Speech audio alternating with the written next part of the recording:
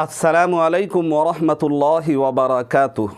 मोहतरम नाज़रीन, आज की इस वीडियो में मसअला का उन्वान है कि खाने में बाल आने से क्या होता है।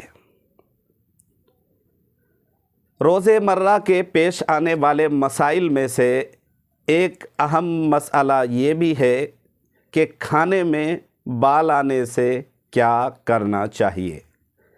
खाने में बाल आने से क्या होता है। दरअसल कुछ लोग ये कहते हैं कि खाना खाते वक्त, खाने के दौरान तरकारी में, सालन में, दाल में, रोटी में या फिर चावल वगैरह में, खाने के किसी भी हिस्से में, किसी भी डिश में अगर बाल निकल आए तो लोग ये कहते हैं कि अब उस खाने को नहीं खाना चाहिए, इसलिए कि अगर हम वो खाना खाएंगे तो हमें बीमारी लग जाएगी, बीमारी पैदा हो जाएगी और उस खाने को अगर कोई खाता है तो उससे हमारा मैदा ख़राब हो जाएगा, इस हाल की शिकायत हो जाएगी जिसको लूज़ मोशन कहते हैं। निसियान, भूलने की बीमारी पैदा हो जाएगी, निसियान का मर्ज़ पैदा हो जाएगा और घर में झगड़ा व फसाद होगा, रिज़्क़ की तंगी आ जाएगी, रिज़्क़ की बरकत ख़त्म हो जाएगी, काम मिलना बंद हो जाएगा। कुछ लोग इस तरह की बहुत सारी बातें करते हैं, कहते हैं। उस मौके पर जब किसी के खाने में बाल निकल आए तो शरई नुक्ते नज़र से इसका क्या हुक्म है। अगर किसी खाने में बाल निकल आए तो उसको क्या करना चाहिए। क्या वाक़यातन खाने में बाल आने से निसियान का मर्ज़ पैदा होता है, बीमारी लग जाती है, मैदा ख़राब हो जाता है, इस हाल की शिकायत होती है, या ये सब बनी बनाई बातें हैं। तो आज की इस वीडियो में आप बने रहें, फुल वीडियो वॉच करें। चैनल में नए हैं तो चैनल को ज़रूर सब्सक्राइब कर लें, वीडियो को लाइक करें और ज़्यादा से ज़्यादा शेयर करें।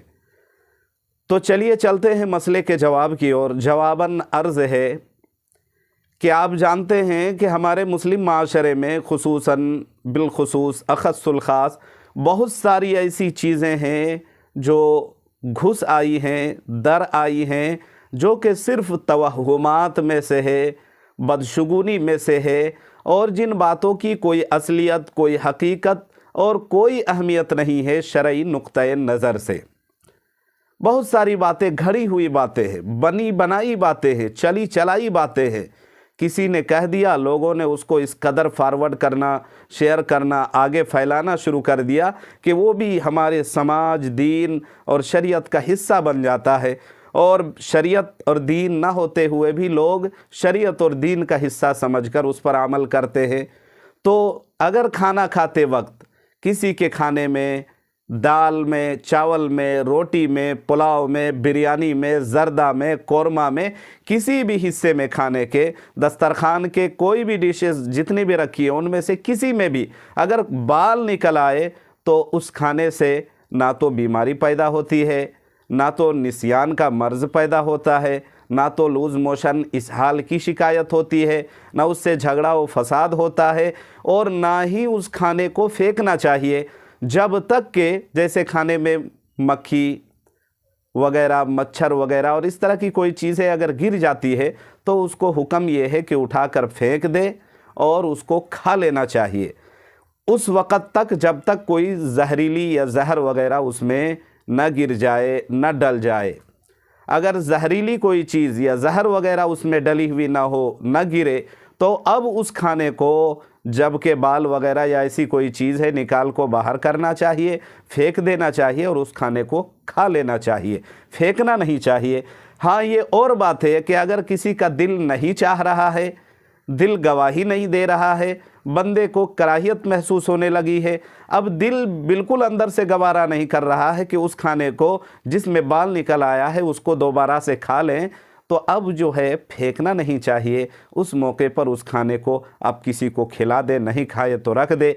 किसी भूखे का जो है ना पेट भर जाएगा और किसी का काम आ जाएगा, किसी को जो है ना उससे खाना जब मिलेगा तो पेट उसका भरेगा और वो बंदा दुआएं देगा। इसलिए खाने को फेंकना नहीं चाहिए। और जिनका ये गुमान है कि खाने में बाल निकल आने से ये होता है, वो होता है, ये होता है, वो तमाम बातें फजूल, बेअसल, बेसनद, मन घड़त बातें हैं, चली चलाई, बनी बनाई, घड़ी हुई बातें हैं। इन बातों का शरीयत से कोई लेना देना नहीं है, कोई असलियत नहीं है। लिहाजा अगर खाने में बाल निकल आए तो उससे फेंकना नहीं चाहिए, खाने को इधर उधर वेस्ट नहीं करना चाहिए। अगर दिल नहीं चाह रहा है तो किसी और को दे दे, आप रख दे। या हुक्म तो यही है कि जहर वगैरह हो, जहरीली चीज़ हो तो फिर ना खाना चाहिए। लेकिन ऐसी कोई चीज़ नहीं है, बाल है और कोई चीज़ है तो उठाकर सामने फेंक दे, दस्तरखान में अलग करके रख दे और खाने को खा ले। उम्मीद है आप समझ गए होंगे। अल्लाह ताला समझने की तौफीक दे।